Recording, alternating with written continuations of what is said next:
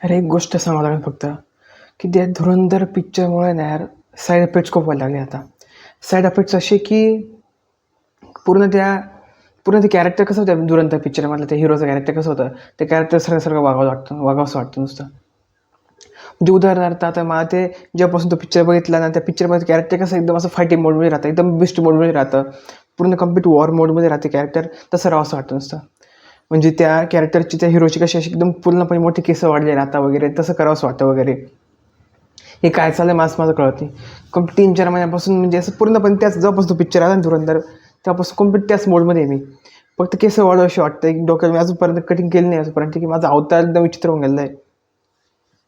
त्याचं काय म्हणजे एवढं साईड इफेक्ट होऊन गेला पिक्चरचा, एकदम सरळ त्या पिक्चरचे गाणे म्हणून असं वाटतंय. त्या पिक्चरचा खूप मोठा परिणाम माझ्या डोक्यावर होऊन गेला खरं असं वाटतं. माझ्याच नाही, सगळ्यांच्या डोक्यावर होऊन गेलेला आहे खरं म्हणलं तर. ठीक आहे. आणि अजून कळत नाही आता हा पिक्चरचा हा परिणाम कधी थांबणार आहे. सगळं त्या पिक्चरची गाणी म्हणत बसणं, सगळ्या त्या पिक्चरची स्टोरी आठवणं, सगळं त्या प्रत्येक त्या पिक्चरचे सीन बाय सीन आठवणं आणि तो पिक्चर Netflixवर जाऊन परत परत बघणं एकदा. धुरंधर पार्ट 1 तर Netflixवर आहेच बरोबर, धुरंधर पार्ट 2 आहे अजूनपर्यंत. पण शेवटी परत त्याची ते ट्रेलर परत बघणं, ते YouTubeवर परत जाऊन ते ट्रेलर परत बघणं, तो टीझर परत बघणं. हमजा अली मजारी, त्याच्यानंतर लियारीचा बादशाह वगैरे वगैरे या गोष्टी बरोबर.